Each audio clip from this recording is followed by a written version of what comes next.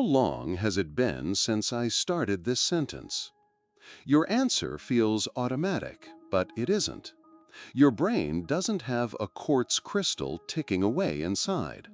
It constructs the experience of time.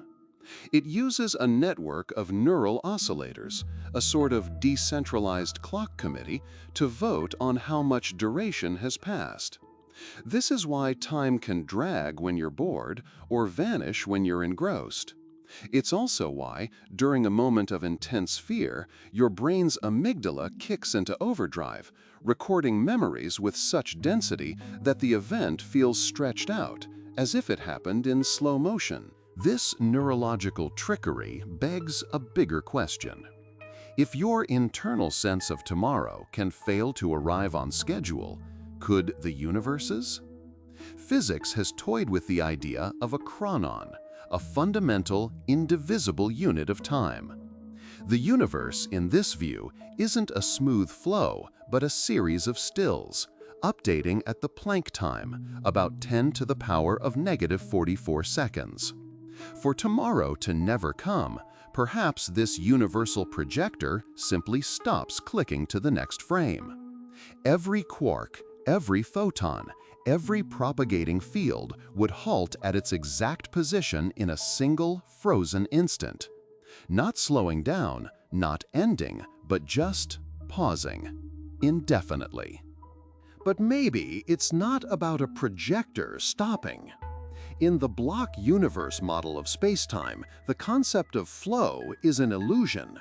Your birth, this moment, and your death all coexist simultaneously on a single four-dimensional block.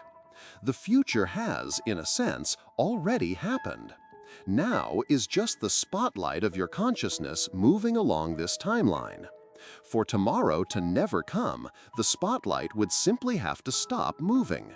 You wouldn't die, you would just be stuck, trapped in the amber of a single moment, experiencing the same picosecond of existence over and over, or perhaps experiencing nothing at all. What would life in that frozen moment be like? All the rules that govern reality rely on sequence. Cause must precede effect. A thrown baseball continues its arc because of the forces applied to it a moment before. Without a moment before, the ball just is. It doesn't travel, it simply occupies a static vector in space. A thought in your head, which is a cascade of electrochemical signals, would be frozen mid-cascade. You couldn't form a conclusion, because a conclusion is the result of a sequence of thoughts. You wouldn't feel fear or joy, as emotions are processes that unfold over time. This presents a paradox of consciousness. Who is there to perceive this static world? Your awareness, your very sense of I, is a story you tell yourself, built from a continuous stream of memories and predictions. Without the next moment to add to the story, does the story exist? The philosopher Ludwig Wittgenstein wrote, "The limits of my language mean the limits of my world." If the language of reality is sequence, and that sequence is erased, the world might not just stop, it might become nonsensical, meaningless. A single frame of a film isn't the film. It contains information, but the narrative is gone. Let's take it one step further. What if time didn't just stop, but the entire dimension of time ceased to exist?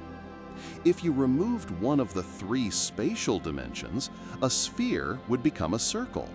Our 3D world would flatten into a 2D plane.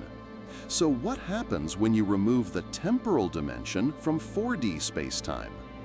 You are left with a 3D space where every event that ever could happen exists simultaneously.